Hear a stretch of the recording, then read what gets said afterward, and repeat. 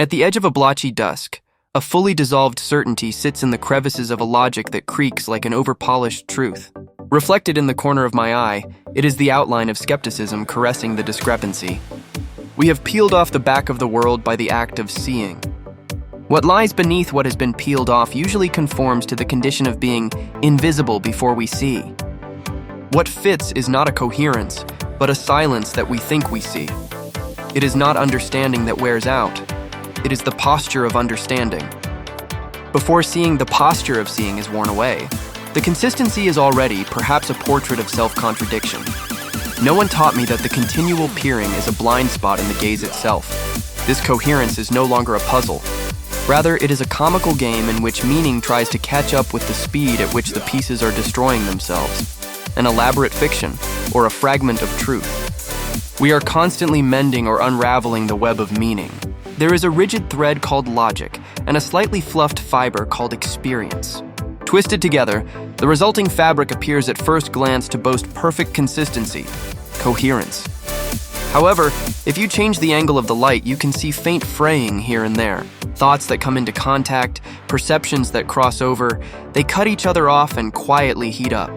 The more confident the words are, the more particles of meaning peel off behind them.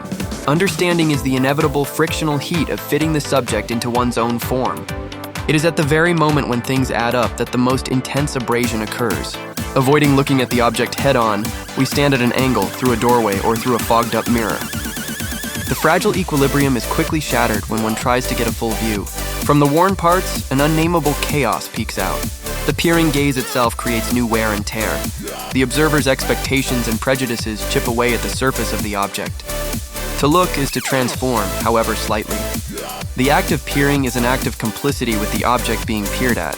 They change each other's shape, wear each other down, and still search for a point that makes sense. Each time a piece is fitted, the corners become rounded and the pattern becomes clouded with fingerprints. Still, in this imperfect consistency, we find a brief moment of resignation, almost relief. It is precisely because it wears away that traces of time are etched into it, and it is precisely because we look through it that a faint passageway to the unknown is opened. The peak wears out. Consciousness flickers, existence barely retains its form. The rhythm of the waves that come and go, of the incessant minute collapses and reconstructions. This is the essence of life. When the logic of the moment wears out and decays, the eyes of the peepers quietly awaken.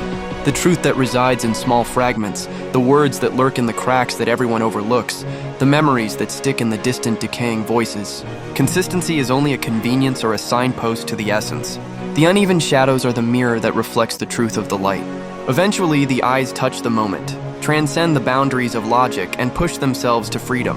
When the logic of the moment is quietly peeled away, the contours of a cohesive story abandon something deeper in exchange for a moment's peace of mind. A hand picks up the broken edges and searches for the truth.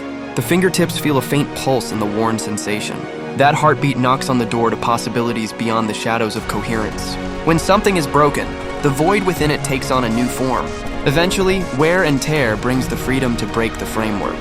The peeper's eyes reflect a world that transcends coherence. The world is uneven and incomplete. Like a cube with rounded corners, the more it makes sense, the more it loses its touch. The correctness that lies beyond someone's attention always includes someone's silence. All logic begins with a hunch that wears off. In other words, the act of knowing is already equivalent to wearing down.